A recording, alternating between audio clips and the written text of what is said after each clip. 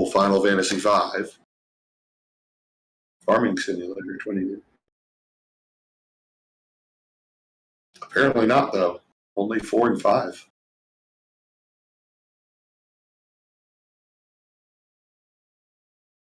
Why is it? It feels like it's not getting all of my games. This is definitely not all my games. Because then it says unsupported games. Fall Guys, apparently. That's a shame. And a bunch of free-to-play games that I have. Untested games in your Steam library, 88. Oof. Wow. That's not necessarily very good. It's only 5, 10, 15, 19 of my games are fully supported on the Steam Deck. 1, 2, 3, 4, 6, 7, 8, 9, 10. 11 more are playable, quote unquote. 5 are definitely unsupported, and then 88 are untested. Does that mean 19, 20, so 30? So that's about a 1 to 3, 30 playable, 90 unplayable, actually.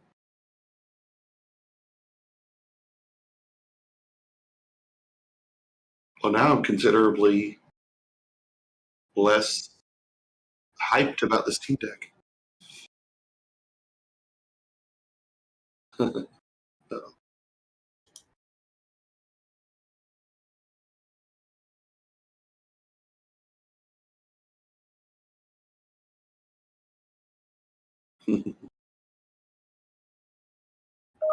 Yeah, it's random. Five Nights at Freddy's 1, 2, and 3 are compatible, but none of the other ones.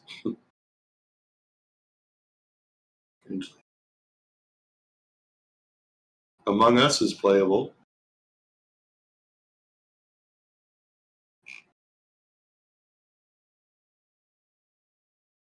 Six V's is playable. Very important. Well, that's not good. Yeah. Well, for anyone who wants to check, store.steampower.com/Steam Deck/mygames. Prepare to be unimpressed. if my list is anything to go by.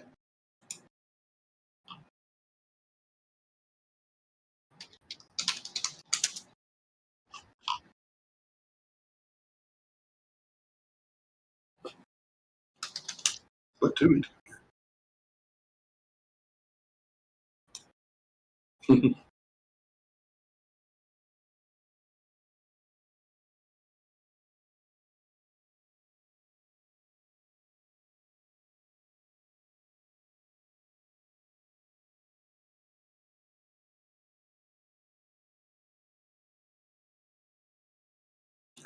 Great.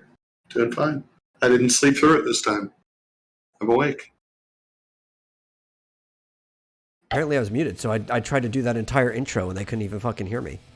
Try it again. Do it again. Yeah, I will. Welcome to the Vomitorium 126. As always, I'm the Metal, and joining is my co-host, Marsupial Gamer, who already told you how he's doing, even if you didn't hear my end. Yes. How are you muted and I wasn't? I heard. Oh, we're on two different channels. On okay. OBS, yeah. Sometimes, I don't know, there's some weird Windows update that happened where it'll double-click things, even though I single-click sometimes. So I probably, unmuted and remuted myself at the same time when I went to turn us over. Yeah. Oh. But to answer what we do here is we bullshit about the news in pop culture, mostly gaming, but also comics and movies and other stuff, depending on however we feel that day. Right. And we were just talking about a new page, I guess, on the store.steampower.com site that allows you to check your specific Steam library for compatibility with the Steam Deck. Yeah, they everybody seemed to have heard you and your bits on that for the first like My 4 minutes. But bitching apparently about not it. me. Well, that's right. You didn't have anything to say because you couldn't log into your account. They So. wouldn't let me log in for some reason. My exact credentials that I used to log into the Steam app earlier today. It was like, oh, please check your password and usernames. Fuck off, Steam. Well, I don't want to have to yeah, reset so my fucking password again. I can report that only 30 out of my approximately 120 Steam games are compatible with the Steam Deck, at least that have been tested. Most of them haven't even been tested. So Yeah. presumably they are, but it's kind of interesting that 90 of them have been untested. And they're new. They're not like all obscure games. So Yeah. I don't know. Joshua says they mostly only talk about Nintendo and Final Fantasy related products. Listen, That's not true. there's almost none of that on the docket for today. And I say almost. If we run out of things to talk about, there's an eShop sale going on, but they're all like Capcom games anyway, so they're not even really like Nintendo games. Well, there's you wanted to talk about Street Fighter. I Street did. Fighter 6. Oh my god. One, I was wondering how long it was going to take them to announce Street Fighter 6. And Street Fighter's got a really weird history with updates. I hated Street Fighter 5 as a game. Like, just in general, I thought it was a pretty bad game. It took forever to become an actual game. I think it was like 2 years almost until like the fucking arcade mode came out. It was like 1 to 2 years. So for like the whole first fucking year or so of Street Fighter 5, there was no arcade mode. Kind of like just this pseudo trial mode where you did like 6 fights in a row against slightly better computers. So you could earn the in-game fight money that you got faster from playing against people online. But it's basically all focused on multiplayer. And it was, oh god, just everything about Street Fighter 5 was god awful. I didn't know there was a Street Fighter Beyond 2. Yeah, you did even 3. 3 is the most popular Street Fighter game. They finally got past Street Fighter 2 Turbo. There's like 50 Yeah. different versions of Street Fighter 2. I thought that There's was like just 50 gonna be different it. versions of every Street Fighter. So this is what I was going to bring this up. Well, the one good thing about 5 was because games update digitally now. There isn't 50 different versions of Street Fighter 5. There's only the one, and it just patches in. Previous versions, because DLC really wasn't a thing Yeah. until like late Street Fighter 4, and they were still doing it the old way because they were used to the old way. Every time they wanted to update the game, they basically had to put out just a brand new full version of the game. New characters, new version of the game. Different mechanics, new version of the game. So you get to the point with Street Fighter 4 where there's Ultimate Street Fighter 4 Arcade Edition. Where they just have to keep adding different like adjectives and stuff onto it on each side, because there's Street Fighter 4, then there was like Super Street Fighter 4, then there was Super Street Fighter 4 Arcade Edition, then there was Ultimate Street Fighter 4 Arcade Edition. I just remember they had Street Fighter 2 Turbo, where it was just like, they just move faster. Yeah, it was actually when fighting games became what we know of fighting games now, because in Turbo, there was frame canceling. It was like the first game to introduce frame canceling, which is how you get like the true combos that you get in modern fighting games, where somebody cancels one move into another, and because there's no overlap, there's no end lag, and you just kind of like juggle somebody. That was the first game to do it. Right. But And then, this is it's a revelation that there's a Street Fighter 3, 4, and 5. I get 4. I get the revelation of 4. Third Strike, which is like the third edition of Street Fighter 3, is like the most popular Street Fighter game in the history of Street Fighter. I just don't follow the fighting games. Yeah. Third Strike, you say? Yeah, Street Fighter 3, Strike. Third Strike. released in 1999. Wow. It has parrying mechanics in it. So instead of just holding back to block, you can actually parry moves by hitting forward at the right time. Mm-hmm. Did that come out for Dreamcast? Yeah, that sounds about the time that it probably came out. I just remember playing in arcade cabinets. I don't think I ever actually owned a home copy of it. Yeah, originally released in the arcades, and it was ported. See, here's the problem: it's ported to the Dreamcast, PlayStation 2, and Xbox systems that I never owned any of those systems. Yeah. See, I played the arcade, but that's the thing. So, one of the weird things about 5 was that it was the first Street Fighter game to not debut in the arcades. Because even 4, there was an arcade version in Japan before the like home version, and they didn't even have like a true arcade version. There were people who were putting it in arcades. There were arcade machines, but it was basically just the PlayStation version in a cabinet that was like locked to the Versus screen, so you couldn't even do like the single player thing or anything like that. Mm-hmm. It was nuts, and I can only imagine that 6 is gonna be just as bad in many ways. When they redid the roster, right? So Street Fighter 1, original roster. Street Fighter 2, mostly the original roster plus a couple other people. Street Fighter 3, about the same. It's mostly the original roster, some new characters. Then, as they go through Alpha, because in between 3 and 4, there was the Street Fighter Alpha series, which is Alpha 1, 2, and 3. They had these huge rosters that started coming out. So when 4 came out, they had this pretty decently big roster. I think there was like 20-something characters in the game. That got up to like 40 characters by the end of the whole update process.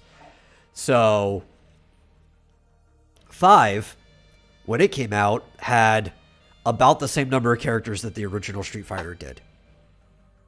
Some of them were... Guile wasn't even in 5 when it launched. Think about that. Guile wasn't even in 5 when it launched. He had to be added later. He was replaced by this Nash guy.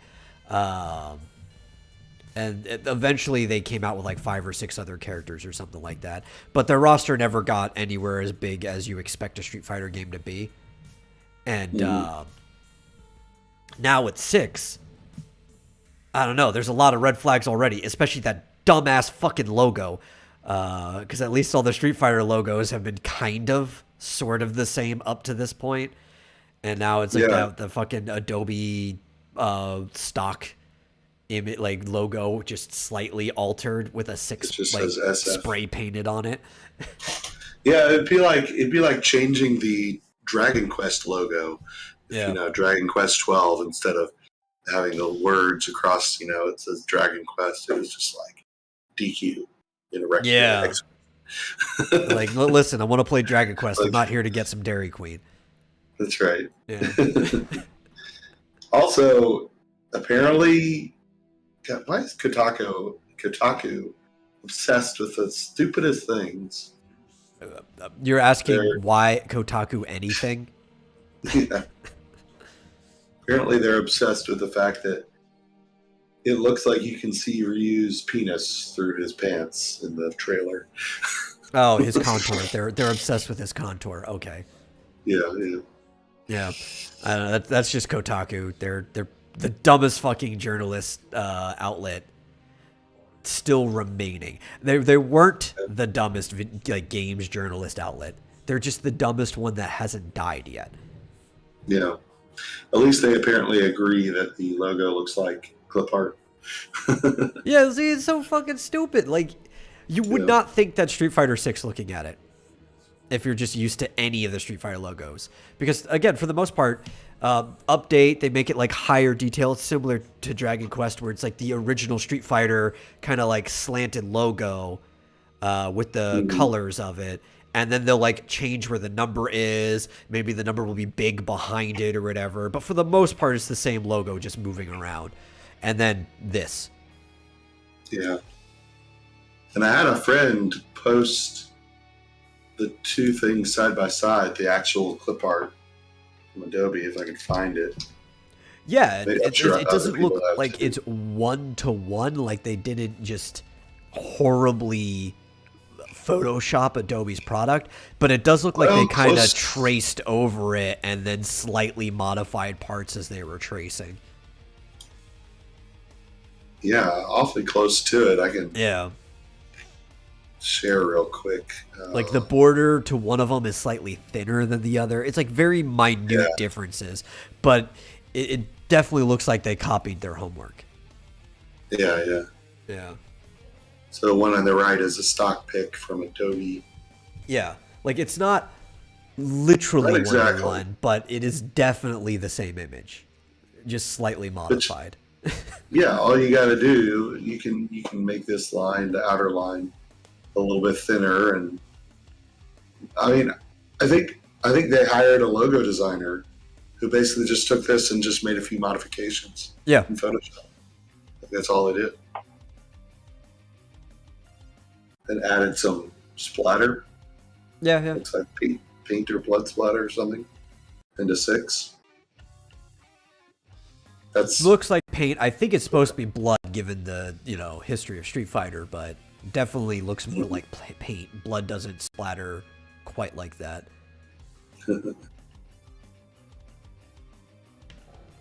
That's because blood is viscous and tends to coagulate, so you don't get like that kind of feathered splatter. You just get more blotches. Yeah, it looks like almost like flour or something, or sawdust. I mean, it's the same fucking thing. Yeah. It's definitely copied homework. That's all it is. It's just copied homework. Totally is. Like, that's pathetic. Yeah. That's embarrassing. It's a red flag. There's been a lot of red flags with this franchise specifically. And the thing about Capcom, it's one of those companies where everything is divided into smaller teams, which aren't even different companies. They're teams, but when you see their logos, you think like, oh, there's some subsidiary that does it. It's like, no. Like, the Street Fighter team is not a subsidiary. The Team Soul at Bandai Namco is the same way with Soul Calibur. People think like, oh, that's a subsidiary. No, it's just a team inside the company. Over at Capcom, again, the Devil May Cry team is just a team. So it's literally part of the main company, but there's no like inter-company oversight or anything over there. Like each team has basically its own director or editor-in-chief that is in charge of this shit. So you have to look at each team individually. And while I think Capcom's been doing great things in some of their other franchises, they've been sleeping on like handling Street Fighter quite a bit lately. I'm not even sure what the cast is going to be. The roster is probably going to be like 6 people when it comes out. Like realistically, I doubt there's going to be Street Fighter 6 with 6 people playable. Until like a year later.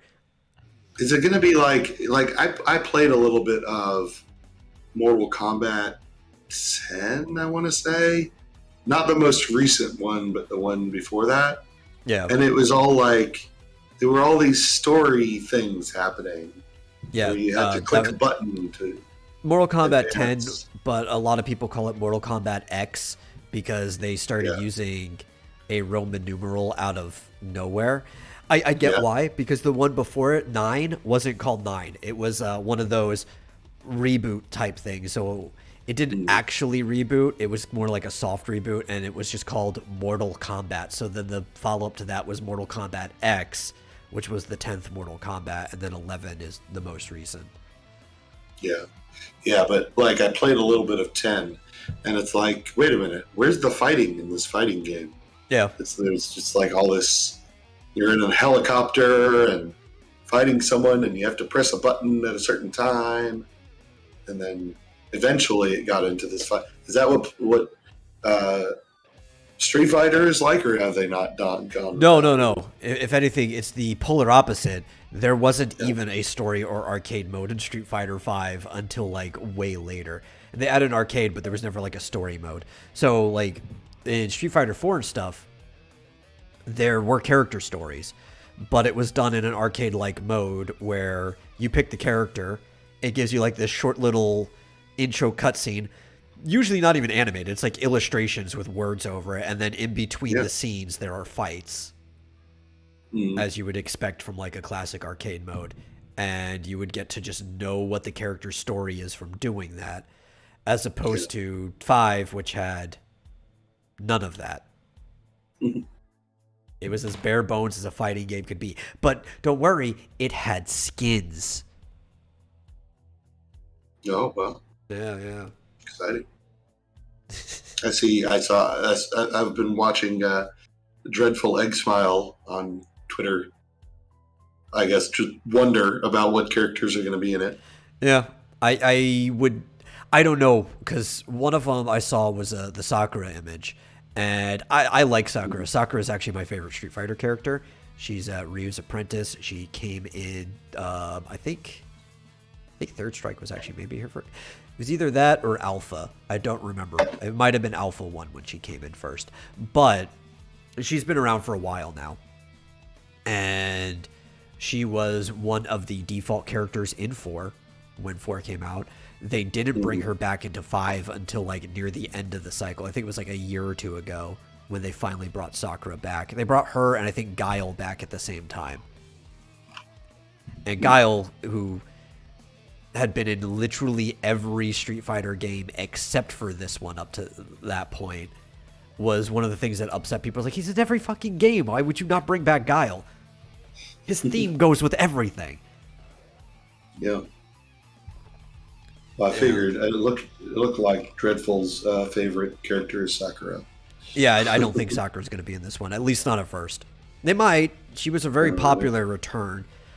People kind of liked that she had like this kind of fight, like battle caster outfit where she was like she would be the one commentating on the fights or whatever.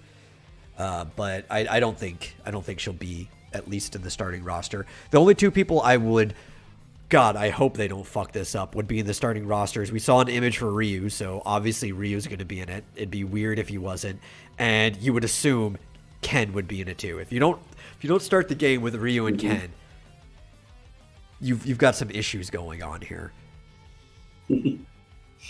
So the question on everybody's minds, especially Joshua's, is are they going to cover up the female characters? Make sure they don't show any skin. Well, I don't think that's going to be an issue too much. Capcom hasn't really been going in that direction as a whole. Yeah. And the thing is, even if they cover up, they don't hide form. So there's like a lot of girl characters who have like leggings on in newer costumes that they didn't have before. But the leggings are like so tight that you can still see like all the definition of their unrealistically muscular legs. Like, Chun-Li's got, but she's always worn leggings. But you can always see like every single like cut in her muscles through her leggings. And they do that with different characters too. It varies. I think they just want people to have different outfits in different games because they want them to feel like people going through lives. And not many people just wear the same thing forever unless you're like Ryu. Yeah. I see he's shaving. So that's good. In the last game, Ryu had been like gone for a while on his travels or whatever. He had like this really like short but thick beard. And Ken grew his hair out. He had like part of it tied back in like a ponytail or whatever. And part of it still loose. And like one of those like weird little like elven ties. Yeah. But I mean, it's cool to see characters like evolve over time. That I don't have a problem with that. I just want to actually see the characters. And now that I remember it too, Guile came out, I think, the update before Sakura. It was Blanca who came out when she did, which is funny because they're friends. Blanca was another character who just was not in the default roster of 5. And he hasn't been in every single one, but he's been in most of them. And people really like Blanca. So it's kind of weird that he wouldn't be in the base roster. Like, there's certain characters you expect to be in base. You expect Ryu, you expect Ken, you expect Chun-Li, you expect Guile, you expect Cammy, and at this point, you probably expect Blanca. Those are like the 6 goodish people that you expect to be in the games. And then anybody else could vary. You probably expect M. Bison to be in the game because he's probably going to be one of the main bad guys. There's a kind of a big expectation that Dhalsim's going to be in the games too. And probably Sagat. I would maybe E Honda. Like there's maybe even like up to 10 people that is like, this is the core audience expectation of Street Fighter. Everything else is just kind of around it. Mm-hmm. Like, don't be wrong. One of my favorite characters is El Fuerte. He was my main in 4. El Fuerte is one of the coolest characters. He only existed in 4. He is a luchador who wants to be a chef. He's good at fighting, but he actually cares more about cooking than anything, and he sucks at it. And all of his phrases are best. Like, he comes running into the match, doing like this little front flip into a power slide with a frying pan in his hand. He's going, "It's super dynamic cooking time." He's such a fun character. He's like the only character that can run both forward and backwards, because normally like those games you can only kind of like walk backwards, but he can actually run both ways. And he's such a crazy character with the way his combos work and stuff. He's like in and out, in and out, in and out. But, like, he only exists in that game. So I wasn't expecting to see him in 5. He didn't show up in 5. I'm not even mad that he didn't show up in 5. I would like to see him again, but, there's certain characters you don't hold hopes out on. It's like, they're a time capsule. Yeah. Who knows? Sometimes they can bring back characters like that out of nostalgia, or maybe some developer on the team the story, or there's like a popular demand. It all depends.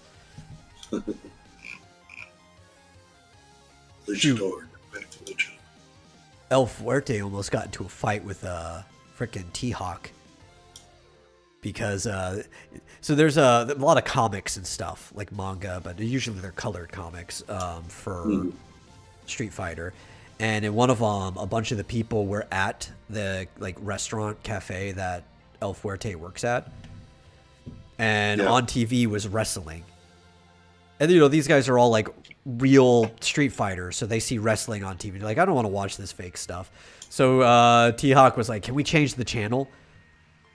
But Rainbow Mika was the one who was on there, and she's a Street Fighter character from the Alpha series that a lot of people like. She came back for Street Fighter 5, our Mika.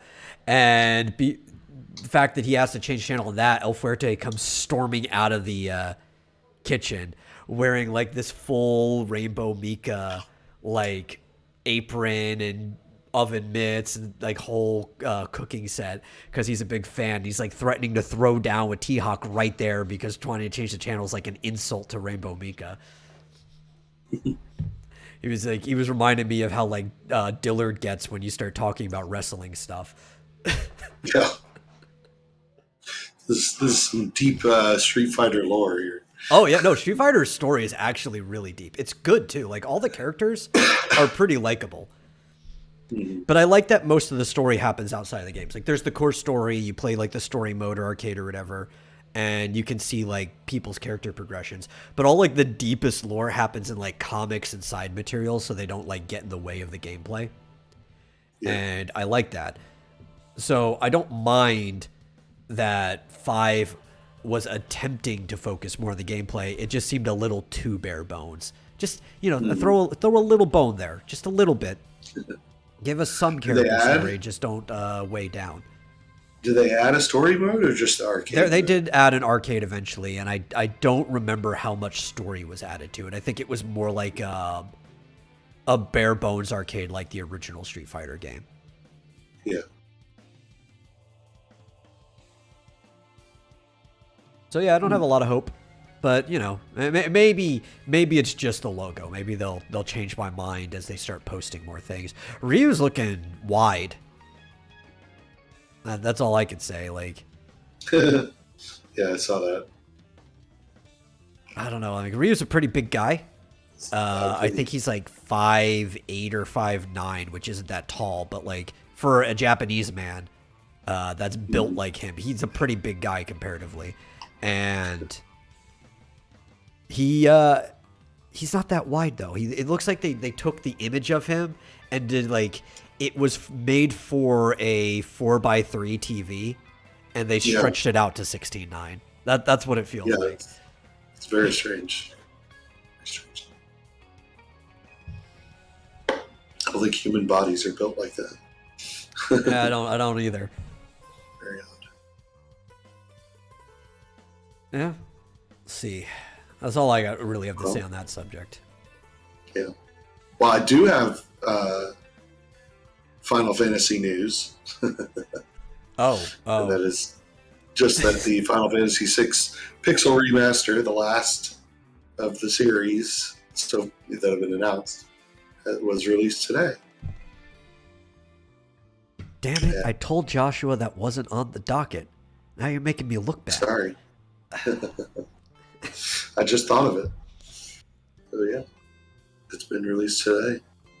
And so far I'd have to say it's similar to the others. In that the music is absolutely beautiful. Gorgeous revamped music. Like they just did fully orchestrated, just wonderful music. Just like with all of them, they completely revamped the music.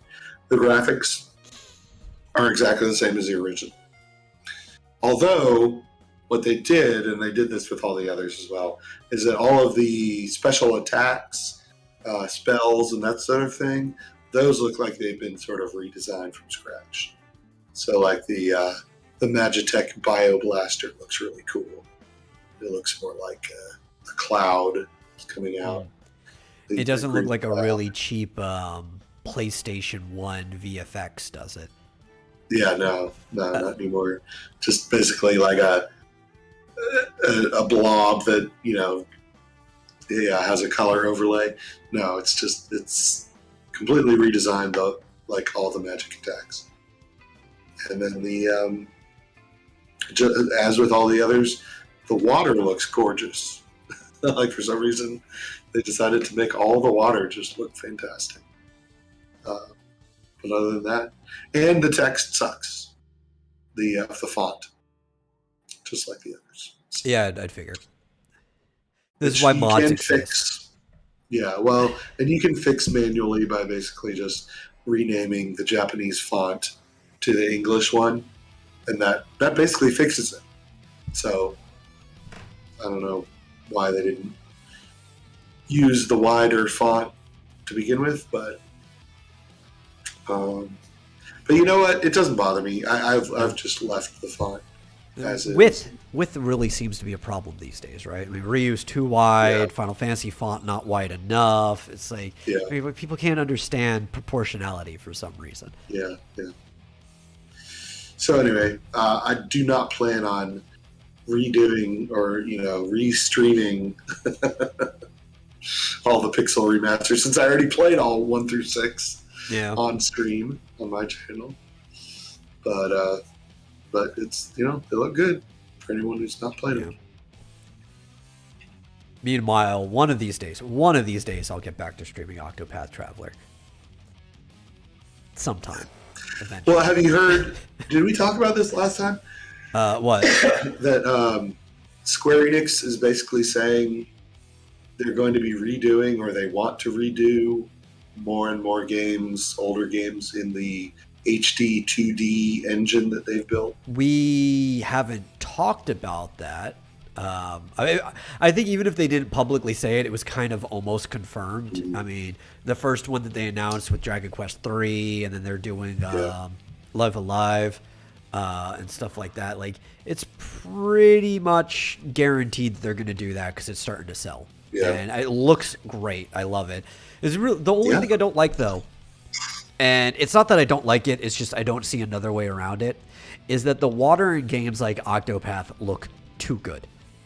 And what I mean is, you have this like pop-up book looking world made out of like pixel sprites, and then all of a sudden there's like this real water that looks like it belongs in a diorama that's just like dropped into the basin of the world, and you're like, oh, it belongs in Horizon Forbidden West or something. Yeah. It looks very well. I mean, they did the same thing with the Pixel remasters. Is that they Yeah. made the water look fantastic. It's like, why? It's like, why does it need to look like it? Doesn't match the world though. Yeah, it's kind of strange. That's kind of what do you call it? A trend. Yeah. Like I think they did this. I feel like they did the same thing in like the Link's Awakening remake, where they made like everything kind of looks like it's made out of clay, except the water looks realistic. Like, yeah. No, see, in that one I don't I don't mind it as much because the Link's Awakening looks like a diorama, and a lot of times you put like real water in dioramas and stuff like. So that one kind of fits. Yeah. But in this like really pixely world, and then all of a sudden there's just water. If it wasn't for the amount of like bloom effects in that game, it would just be off-putting with the way the water looks. But it kind of blends in fine because of the atmospheric bloom. Mm-hmm. Yeah, and somebody was complaining that like it's not actually technically an engine that they've built. It's all built on the Epic game engine, right? Yeah. So yeah, they used the Epic game engine, but they basically built an engine on top of an engine, where it seems like they've built this. They've built. I would call it more of like a format. Yeah, that they can then just kind of plug in story elements and characters and graphics and stuff into it, and it's boom, they've got another what they're calling HD 2D game. But I love it. They could honestly, they could do Dragon Quest 1 through 9. All of those are sort of, as far as I remember, like sprite based. I'd like to see one of the Mana games like that. Like Children of Mana would look great in that style. And Chrono Trigger, man, that'd be awesome too. But I am kind of worried, like, how would action-y games work like that? I mean, Chrono Trigger is still turn-based, so that would be fine. But like, when I'm thinking about the Mana games, would an action game work as well with that triple access type way? I don't know, but they probably could. I mean, it could probably work pretty well. I don't know. Yeah, I've wondered that myself when we've talked about doing. And like using like RPG, what is it? RPG Maker. Yeah. Like I've wondered, is it possible to do battles outside of that separate battle screen? And I don't think you should. you I think I've seen people do action RPGs in RPG Maker. Really? Yeah, I think so. Okay. Yeah. It might be difficult, but I've heard of it. Yeah. I think Game Maker Studio is probably just easier for it though. Yeah. But yeah, I don't remember who it was. I don't have the article in front of me, but I don't know if it was a developer or a producer or someone at Square Enix was saying they would like to do more of that. I would like them to retroactively de-scale a game into that. Yeah. Yeah. Well, yeah, that's what I was saying with, as I'm recalling, maybe Dragon Quest 7, 8, and 9, I guess they're a little bit more of the 3D look, but they could easily be, de-res down to this sort of engine. Yeah, because realistically, and I've always compared Octopath to this franchise, they're basically just Paper Mario games, right? But instead of making the sprites look like paper cutouts of things, they look like old-fashioned, like Final Fantasy VI sprites, just more detailed. They're like twice the size of a Final Fantasy VI sprite. But it's basically just a Paper Mario game. Even the way that like the people move around in the 3D environment, because you just put like a pole or whatever, like a blank meshing that doesn't show through, and then you slap the sprite onto that meshing that's moving around. And that's just how they kind of do it in Paper Mario. And Paper Mario kind of works the same too. You've got action commands that happen outside of combat. Then you have like a battle scene that it goes to. It's not that hard. Almost anybody could make a game like that. It's just about having the assets to slap onto your meshing. Yeah. I thought that sounded exciting. Yeah. Is Triangle Strategy basically with that same engine? Yes, it is. Yeah. It's in the pop-up world too. Neat. Yeah. Which I still have not continued. I'm still in chapter 1. I was enjoying chapter 1, but I'm working on stuff.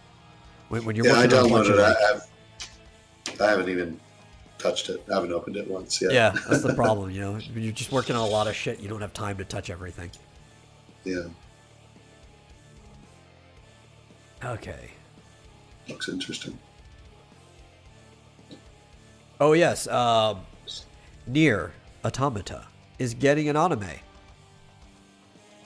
I think that's interesting. Mostly because I don't see the word Netflix slapped on it at all, which is a good sign. Yeah. What about Amazon? It's not an Amazon, is it? No. So the only post that we get about it there's like a slight illustrative teaser for it. I don't know if it's going to be part of the title sequence or whatever. But it is the Nier series, brand Twitter announced it. They have a website set up for it. Very limited details. But it's probably going to be made by an actual, animation studio in Japan, I would guess. Yeah, this says it will be an Aniplex production. Oh, I know Aniplex.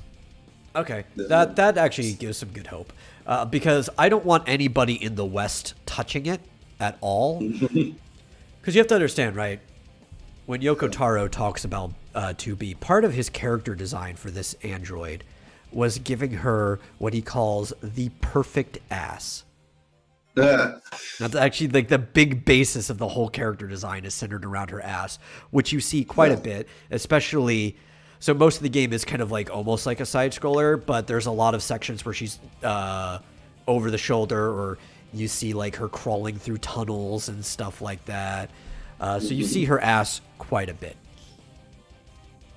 And a Japanese studio would treat this story and character properly, while an American studio, no. As far as I could tell, I think it's probably just going to be like the book that came out, which was Nier Long Story Short, which was sort of just a direct adaptation of the game. So, or this will probably be a direct adaptation too, and I'd be fine with that. But it's hard to tell because Taro's kind of unpredictable. He might throw some things in here and there.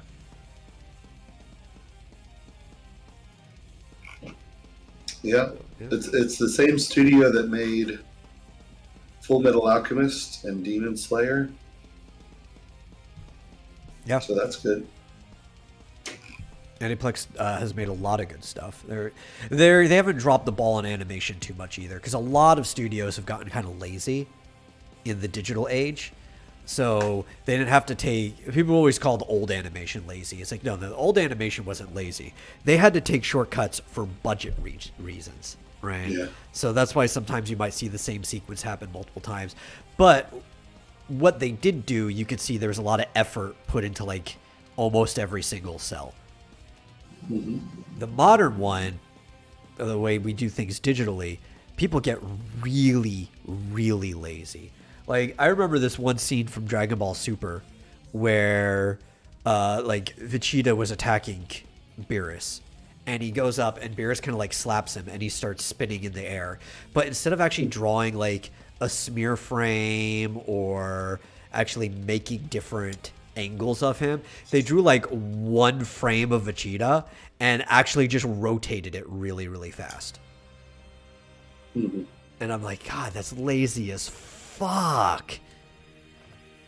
I was very disappointed in most of the animation of Dragon Ball Super. Sometimes it was okay, but it was the best animation for Dragon Ball Super was the average animation of Dragon Ball Z, and everything beneath that was the rest of the show. It was like, ah. We may have to ban Eagle from the chat. He says the West is the future of anime. No, but I do like his idea above that, though. Metroidvania detective game. Just, I actually already wanted to do like a beat 'em up style detective game that kind of like goes back to how like pulp noir stories were for detectives, where like sometimes you had to get your hands dirty, and you would end up going back and forth like in an open world, and it would combine some of the best parts of beat 'em ups and like point and click adventures, like talking to people and dialogue trees and stuff like that.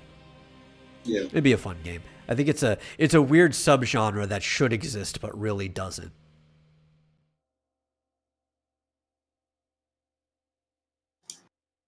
You could probably do a similar thing in a Metroidvania style. Yeah. Well, apparently the Nier Automata plot will basically be the same as, or very close to the games. It says this, according to the description on the YouTube teaser. It says the stage is a far future where humanity is defeated by the moon in front of the overwhelming force of mechanical life forms. Does that sound familiar? I've never played the game. Nier has a very interesting lore to it, but especially in this case, pretty much every playable character is just an android. Yeah. For in Automata, I think there's actual like people in the base Nier series. So is the main character blind, or did she not need eyes to see? Why does she have a blindfold? I don't think she needs eyes. She's a robot. That's why she has a blindfold on. There's a story reason. I don't know. It's been a while. I haven't played through it. I only watched somebody do a playthrough. So a lot of the story elements don't stick as hard as like when you play the game yourself.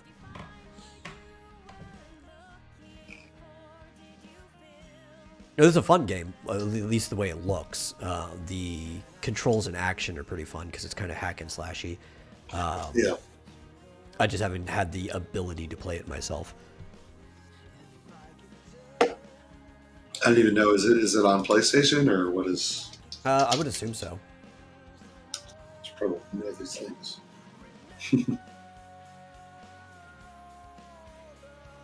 I wanted to play Reincarnation, which is a mobile game. And also, what was the other one before that? They just did. It also has an R. They did a remake of it, of the original Nier game. It's Nier something. Replicant. Replicant, that's it. Yeah, and that one looks fun because it pretty much just plays like a smoother version of the original game. Oh, okay. Yeah, it looks like Nier Replicant was on PlayStation 3, and Automata was on the PlayStation 4.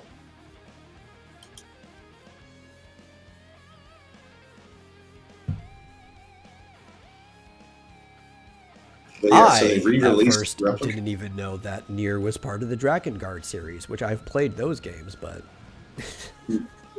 that kind of just died and Nier replaced it altogether. Yeah. So yeah, apparently you can get the updated version of Nier Replicant on PlayStation. Interesting. Yeah. So I'm just excited. I like when good things get good adaptation, so I'm hoping this is going to be a good adaptation. Yeah. Japanese studios are actually pretty well known for making good adaptations of games, which is odd, I guess, from our perspective, because every time anybody tries to adapt anything in the West, it ends up being horrible. But like the Street Fighter stuff historically has been pretty good.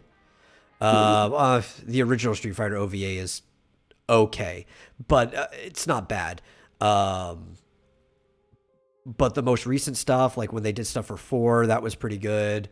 Um, like Japanese adaptations, the Darkstalkers one is pretty good too. The Resident Evil animated movies are all pretty good. It's like when they make animated adaptations, they tend to be good. I just don't know why we can't do the same thing. I think it's a Hollywood culture thing. Probably. I think that they don't understand video games. And well, And so I think it's also most animation historically has come out of Burbank, which is close to LA, but it used to have like a slightly different culture. There used to be like the studio culture, and then there was the animators corner. But they've slowly been combining into just one thing. yeah, but I think in Japan, there's video games are more ingrained in their culture, and I think here Hollywood has historically looked at it as nerd culture in not a good way. Yeah, And like so kid they stuff. basically said, okay, we're going to take this property that apparently is popular with the nerds over here, and we're going to make it for the cool kids over here, the movie going public.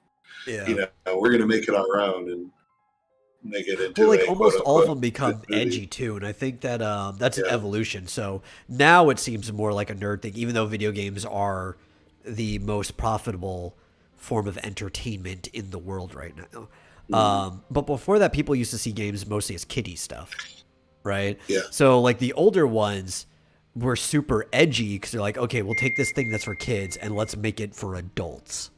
Mm-hmm.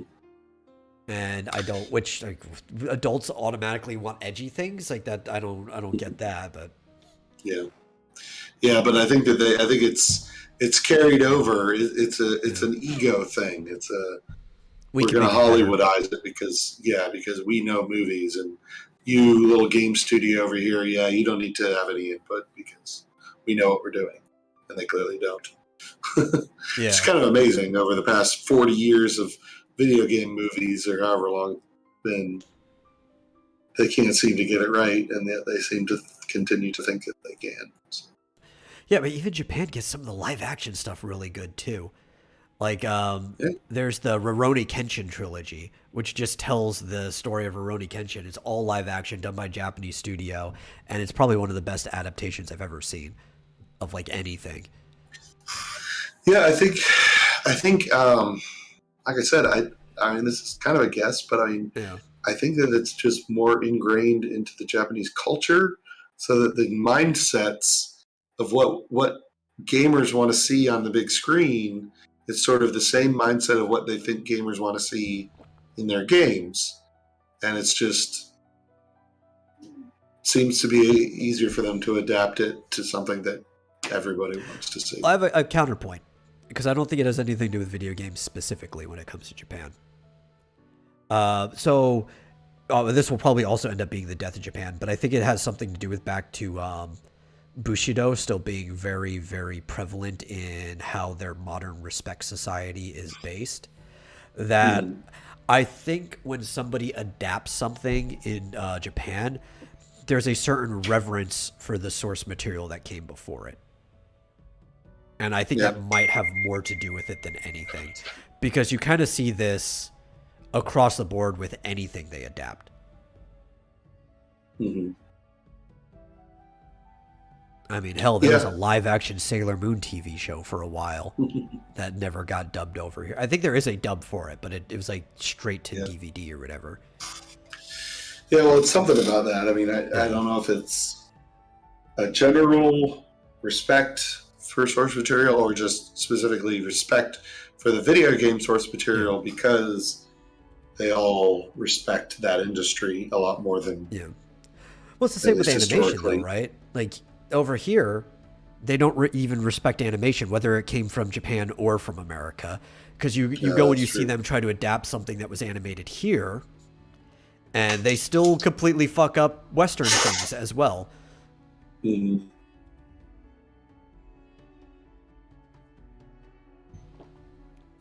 Yeah, I don't know. It's a we can make it better. I think one of the only exceptions I always find to that one is the Scooby-Doo live action movies were pretty good. But even then, you can still have some complaints of they were fun, but were they really Scooby-Doo? Yeah, I never understand, and we've had this conversation zillions of times. I never understand why they've got all this source material, and they just throw it out the window and ignore it. And I'm just like, why are you making more work for yourselves? Or is that the point? Like, is it job security? Well, we got to make work for ourselves, so we have work to do. We can't just adapt an existing lore, existing scripts, existing this and that. I don't know, man. Like, I think it's there's almost no reverence for the source material. I think that is more to do with it than anything. It's the same people who always complain about like canon.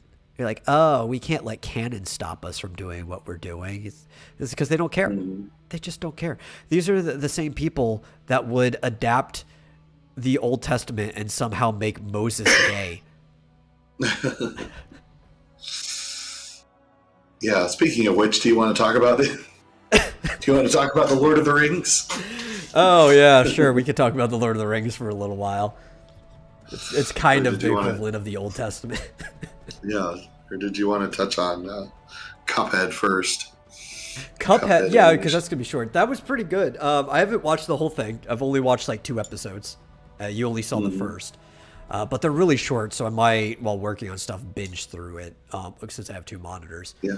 And I don't know. I do have some mixed feelings. And some of my mixed feelings are specifically on the episode that you saw, the first one. Obviously, they needed to. They said they were changing the world. I don't know how much the actual creators behind Cuphead are behind this, like how much input they have. But they did already change the canon of Cuphead. They had to come up with their own in-world reason.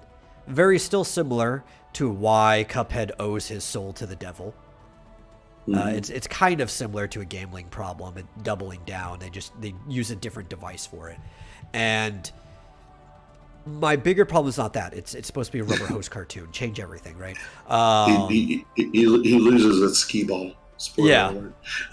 And not even at his own fault, because he's like way too talented. It's because his buddy distracts him, Mugman. And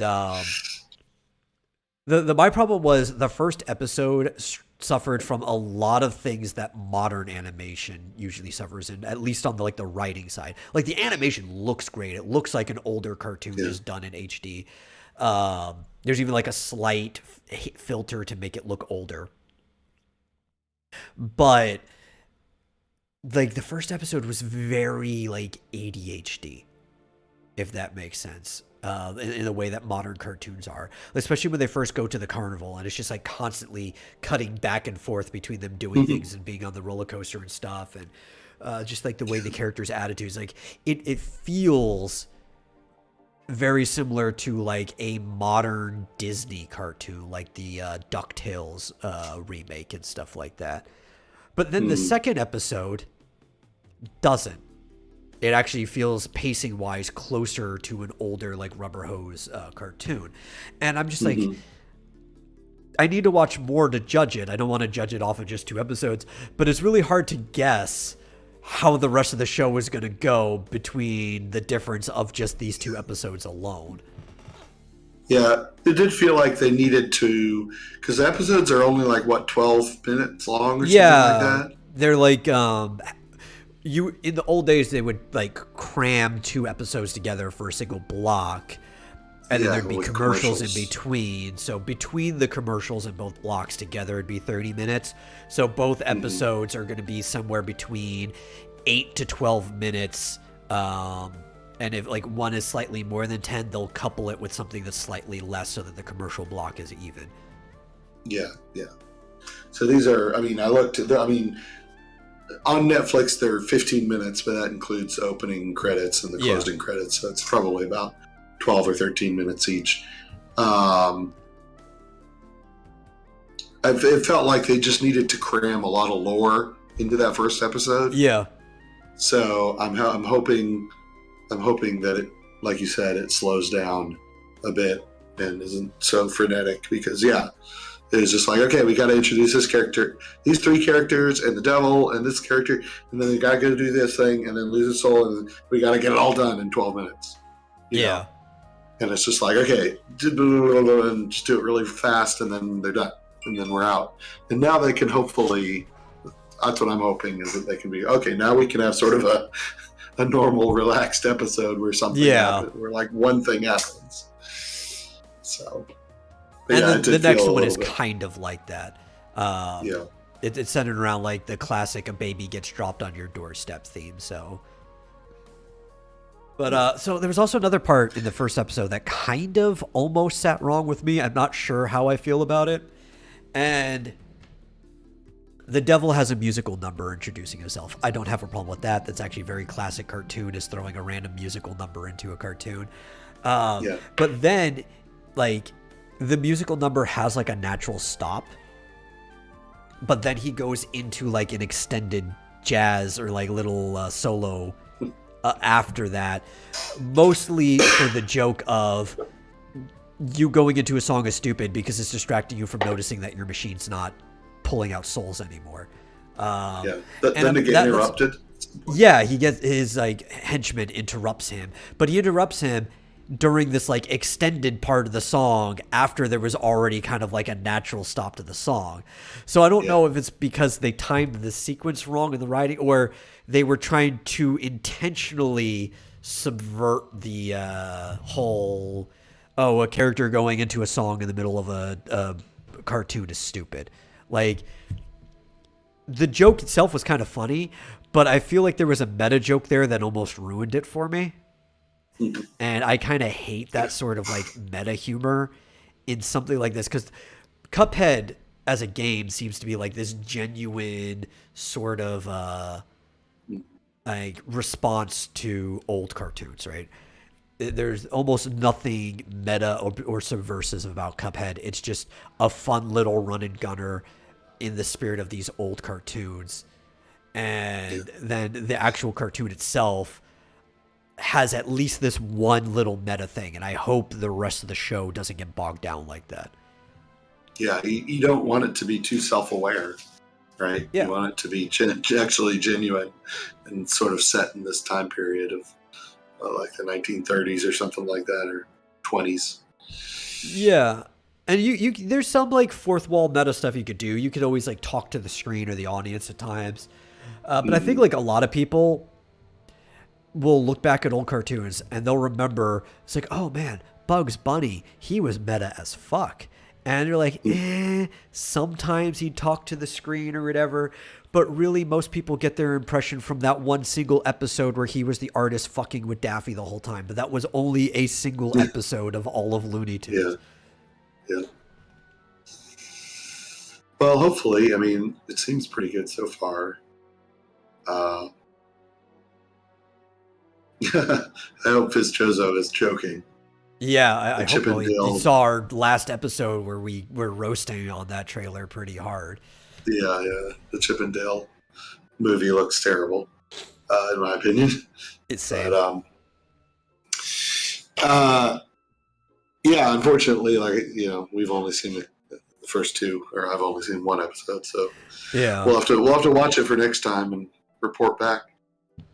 But it looks cute. I already saw an article complaining not about the cartoon itself, but about the style. Oh, I saw that. Yeah, from the 1920s when there was racism. Yeah. So ergo, it is also racist. Yeah, because racism existed when that style was popular 100 years. Yeah. Okay, so we can't revisit styles, we can't update style, we can't do any of that. Stupid. And it wasn't even complaining like there's nothing. Yeah. They weren't even saying, oh, the show has this trope or that trope. No. It couldn't either, right? Because most of those like racist tropes and stuff were trying to draw actual people, and there are no real people in this entire like universe. They're all like cups or like animals and stuff like that. Yeah. And let's be honest, I bet they did that intentionally. Like, Yeah. if we make the characters literal coffee cups or saucers or whatever, mugs, then we can't be accused of racism because it's a fucking cup. Oh, yes, but see, the cup's body is black. Oh my. Yeah. Oh my goodness. Of course you can. I mean, with anthropomorphic characters, you can always accidentally stumble into a trope or something. That's what they call it's it, coding. Yeah, racial coding. There you go. What was the latest? There was something recently. I mean, it's always something or other. Somebody's this coded or that coded. Probably a comic book. Probably, I don't know. They're always trying to say Starfire is black coded. Like, no, she's not. She's quite clearly white coded. If anything. No, she's orange. Definitely. Well, yeah. She's actually orange. Yeah, I mean, how many orange people do you know? That's just how they act. Yeah. Obviously. They're over the top personalities that are oblivious to the feelings of everyone else. I mean, look at Donald Trump. That's just how orange people are. Clearly. But yeah. Oh man, I can wait until they reboot Ren and Stimpy because I remember they were talking about that for a while, but then like freaking John K's not going to be a part of it, so why do I even care? Yeah. Oh, but Billy West is going to be there. I don't care. Well, now do you want to talk about Lord of the Rings? Because that could probably take up the whole rest of the show. Yes, we could talk about Lord of the Rings. The more positive, because I actually did have more positive things to say about Cuphead than negative. It was just like one little nitpick, and I'm hoping the rest of it's good. The more positive things out of the way. Let's get to the negative. Yeah, no, it does. The Cuphead, I did enjoy the one episode I saw. And I've never played the games, but I knew what it is vaguely about. And I'll be watching the rest. So, set us up. What specifically do you want to start talking about Lord of the Rings? Because there's a lot of directions to go. I don't even know. Well, they came out with a new poster today. Oh, I have not seen their new poster. Oh, you haven't seen the new poster? It's pretty. Did they finally give a beard to the dwarf lady? Of course not. Oh. I'll have to look it up. What is you know it who called? They should have Lord made the of dwarf Rings? queen instead? I know who they should have made the dwarf queen instead, but they couldn't afford her on the payroll. They should have made Kathy Bates the queen of the dwarves. She was an excellent bearded lady in the circus version, American Horror Story. They should have made her the queen of the dwarves. She would have worn a beard. She probably would have insisted. Actually, I may not be able to find it offhand because it's so new. It came out today. But it basically is like, these posters where it's like basically the butt from the head to the chest of several characters just kind of arranged in a pyramid shape. It's that, except the top of the pyramid, the biggest head, is that dwarf lady with the giant hair and no beard. And then all the other characters are underneath her and smaller. Which makes me wonder, are they going to release this in China? Because that wouldn't fly in China. I think they've already given up hopes for China, just in general.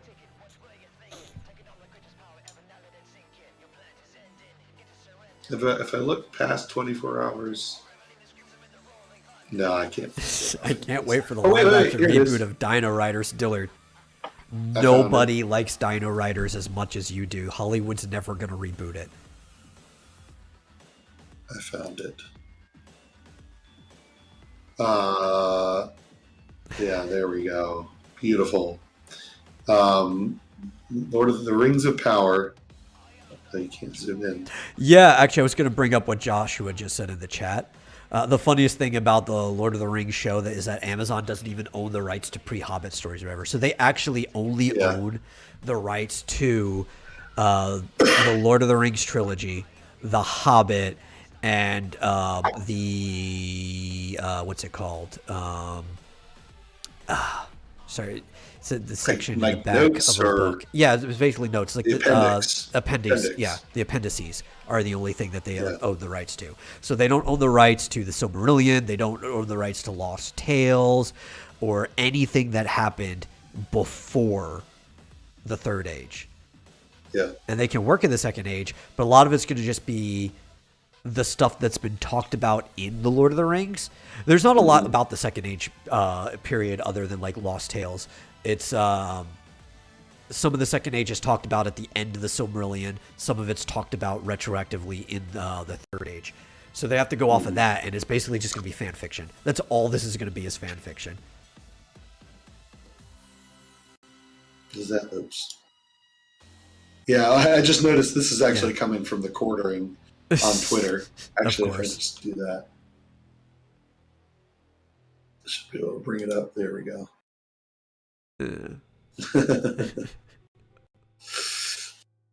Yeah, so this is the new poster. Isn't it pretty? Is that supposed to... Is this guy... Is that Elrond, or... Who is this guy? No, he's a fan fiction character. They even talked about him because he was like the one on the cover of the post when they were talking about like meet our new non-Tolkien Lord of the Rings characters, bragging that they have non-Tolkien characters, and like, I mean, most characters you make up for this are going to be not by Tolkien, but you should at least be making them in the vein of Tolkien. Yeah. Now, who's this guy in the middle? Is that supposed to be like? I don't know off the top of my head. I don't know. Oh, that was pretty expanded. Yeah, I don't. Discord has changed its layout. I hate it. I don't know if you've noticed this, but now all the heads are at the bottom instead of all to the side, and I don't know if there's a way of changing that. Maybe if I right click, is there an option? Wait. View events, grid. Maybe. No, that just... Do we have options? Discord, why are you doing this stuff to me? I liked the old way better. Does that's the focus thing? Does that do it? No? No, see the focus, when I click on it, right, that's what moves us to the bottom. Where you can like hide the members and stuff. Like I can make this bigger by hiding us. We actually have like an overlay or whatever, but like I liked it better when we were on the side. Now we're on the bottom, and I have no way of changing this. Or there might be a way. It might be in the actual video settings on like the Discord proper. I'm using a pop-out window. I don't know. So the general feeling is this is going to be a lot of great content for YouTubers to complain about, I suppose. But look at freaking Galadriel. Like, she goes from pretty. She wasn't even really much of a queen per se, but like pretty queen figure to suit me up in armor. I'm ready to fight. Yeah, I mean, she was always wearing a dress or something in the Lord of the Rings. So suddenly she's wearing armor? Like, what? Even historically, she was never a fighter. Like, but I mean, it doesn't matter because if they don't have access to the Silmarillion, you don't have access to any of the things that tell you about that stuff. They're like, so she could be whatever we want them to be. It's our version of the world. Yeah, exactly. The one thing that I've heard a lot of commentators mention, or who was it that specifically, I guess it was Yellow Flash, that said, look, here's how we know it's going to be terrible. Because if it were going to be good, they'd be talking about the characters. Here's what's interesting about this character. Here's the bad guy, or here's, there's a mysterious bad guy we don't know about, or there's, they'd be talking about the plot. They wouldn't have to give us all the details now. It doesn't come out until September. Yeah. But they'd be trying to hype up the show and what it's about, where's the location's going to be, and this and that and the other. They're not doing any of that. They're going the High Guardian Spice route of, look how diverse here's a character, look how diverse we are. If you don't like it, you're a bigot. Fuck off. Yeah. Right? And I'm like, okay, I will fuck off. I'm not going to watch it. You've done nothing to sell me on this show. Yeah, I know, and that was it's more than what they have shown us is what they haven't. That's giving me pause is like they're not telling us anything other than like this bigot, you must like this. Yeah. And that's not gone well for anything else ever in the past. Whenever the marketing is, if you don't like this, you're a bigot. Yeah. That's never Well, a good it's thing. that quote keeps going around from Tolkien himself, right? And it's like evil cannot create anything of its own; it can only corrupt that which good is made. Yeah. This is the Uruk-hai of. Yes, Uruk-hai.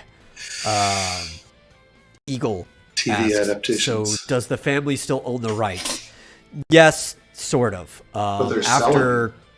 After Chris died, they still own the full book rights. Right? This is where it gets confusing, right? After Christopher Tolkien died, it did technically go to his estate, like down the line, but his children do not directly manage it or anything. The lawyers do. It's to a law group that works directly for the estate, and actually they're pretty good in general so far about keeping things off of it, even making sure people make disclaimers like we actually don't have rights to adapt things. So when it comes to adaptation rights, it's actually between a few companies, and one of them is looking to sell some of the other rights, like currently. We see that Amazon's the one trying to bid the most for it.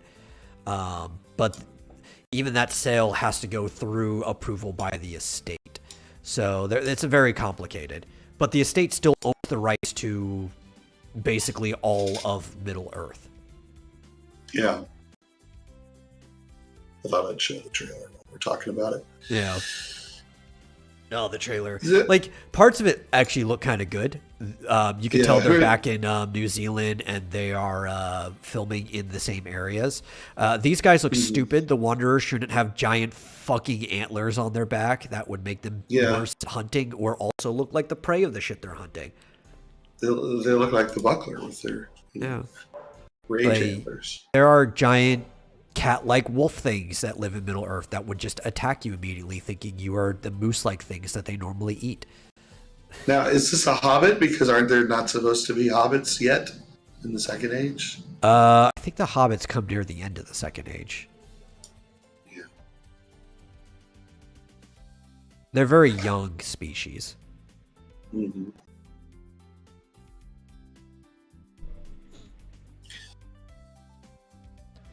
Oh, I missed this part. I've never watched this like slowed down, so there's a lot that I missed. Is that Galadriel? I think so. I don't know why she's climbing mountains. Okay. I don't know why anything. That's kind of cool. Hero. Yeah, it's kind of cool. Ridiculous, but I mean, it's also something ridiculous that maybe you'd expect like Legolas to do. So I'm not going to judge it too much. Yeah, there was some pretty ridiculous stuff. When it came to Legolas. It is technically a high fantasy story, so like you expect some level of ridiculous things. Yeah, that I don't mind. I've not seen anyone complain about that. That looks like a dwarf. Yeah, there's just a lot of jump cuts and things happening. A lot of jumping for no reason. Yeah. Like, I hope people know that jumping in combat is typically not a very effective thing to do. Like sometimes you can catch your opponent off guard, but you also lose all of your grounding and like leverage when you jump. So not good weapon combat. I think elves don't follow the rules of physics. No, they can walk on top of snow for like no reason. Yeah, and they can apparently walk on falling stones. That happened in The Hobbit. Don't get me started with The Hobbit. I liked the first is. Hobbit movie. The first Hobbit movie was pretty all right. It seemed like a good adaptation to some degree of what they were doing. Second Hobbit movie can suck a fat chode, and the last half of the third movie is all right.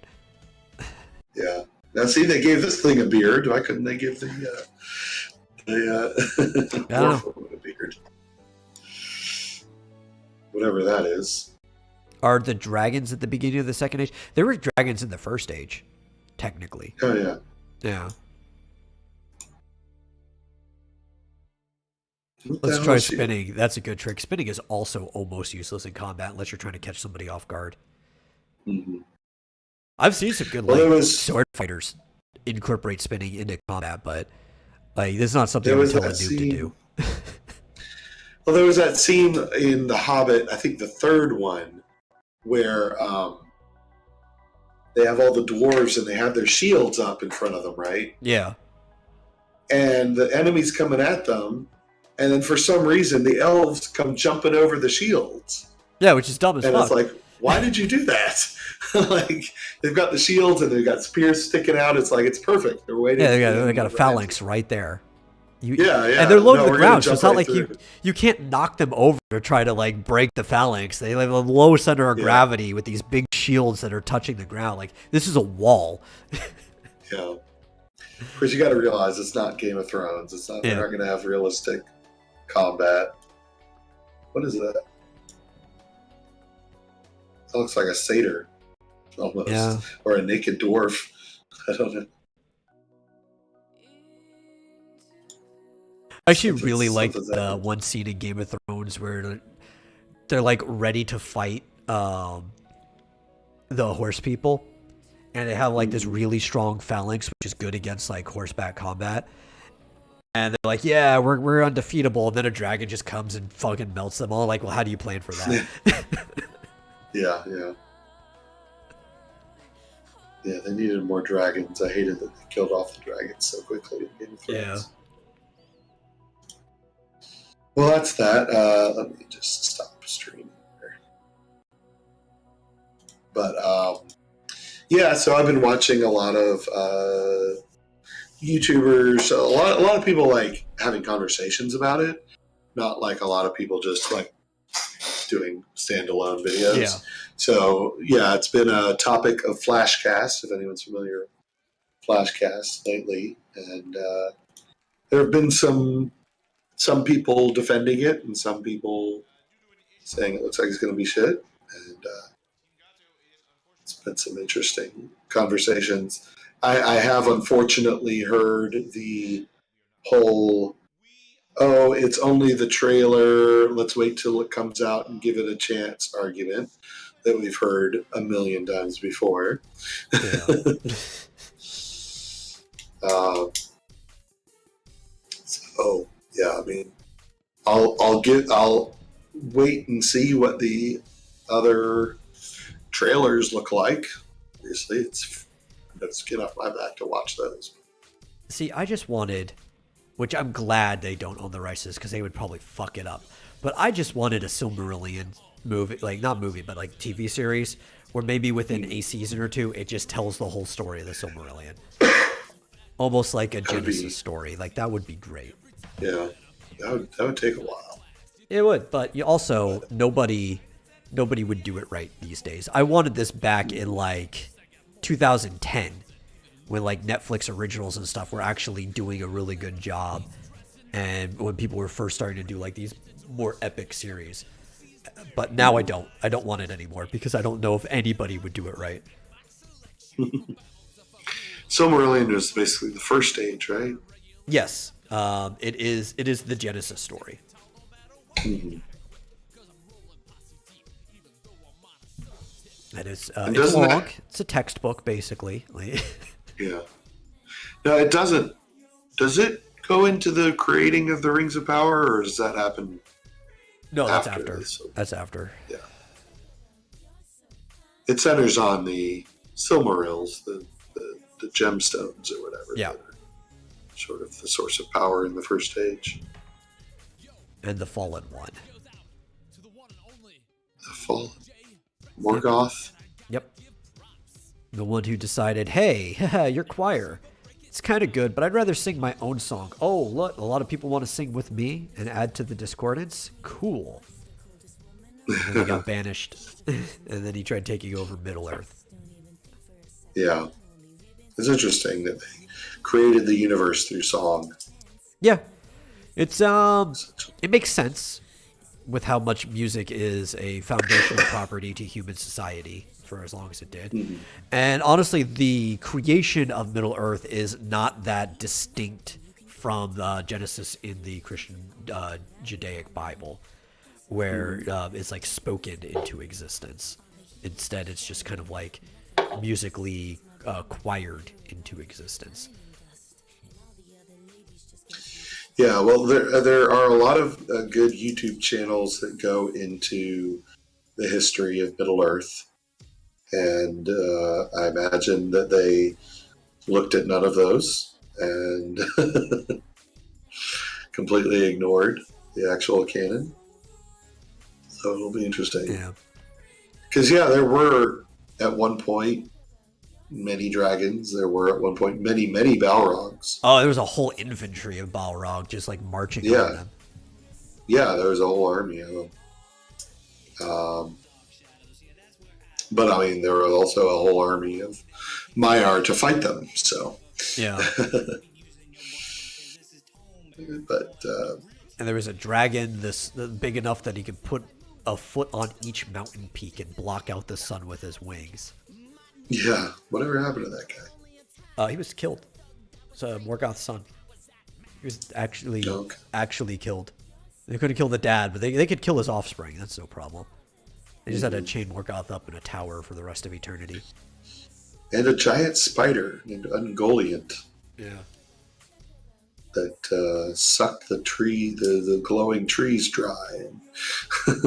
We got Eagle blaspheming in the freaking chat over here. Uh-oh. I don't mind him saying that Attack of the Clones was retroactively good. I think it's probably the weakest of the three. Though it's debatable. Some people think Phantom Menace is the weakest. I think everybody agrees that of the prequels for Star Wars, Revenge of the Sith is the best one. But is that the third one? Yeah, it was the third one. I think most people agree. The third one was the best one. It was more on line with things like the original trilogy. The other two before it, they're a bit weaker, but I still enjoy them. Clone Wars, on the other hand, can get the fuck out of here. Hate that series. Was that the animated one? Yeah. And the original one, oh, people do like that, but I've got issues. Clone Wars, even the original Gendy one, but later the 3D one was especially bad with Ahsoka. That's where you start getting this non-Lucas stuff. It starts there. And then you get, what's that follow-up series, which they still treat that as if it's canon with Disney. The Rebels is like a follow-up series to that. Yeah, the 3D one is just outright awful. But I do not like Clone Wars. I think it retroactively ruins the prequels, even though a lot of people like it. I'm totally done with Star Wars. I don't care anymore. Totally done. I watched The Mandalorian, and that was it. Yeah, not watching anymore. I respect the fact that people like the Gendy series, the one that's done like it's the same guy who did Samurai Jack. Like that, I respect that. I don't like it myself, but I respect that people like that one. I literally have no respect for the 3D one. That one can just completely fuck off. Yeah. Yeah. But anyway, we're at the end of the show. Yeah. What were you going to say? I was just going to say Fitzchozo is also done with Star Wars. Yeah, I am too. Good for you. Move on to The Lord of the Rings. Oh, wait. Yeah. Oh, wait. That one's ruined too. I can go into why I hate it some other time, but we are at the end of the show. Because that could be a whole block in its own. But with that, if you enjoy the show, please share it with somebody else who might enjoy it. Grow the audience. It actually helps more than you think. And if you really enjoy the show, you can always consider giving a donation to streamlabs.com/vomitoriumlive. Again, our monthly fees have already been paid for, but any donation helps because, those fees will come every single month. Plus, I get hungry. I could use a pizza. And we'll see you guys in the next episode. Bye.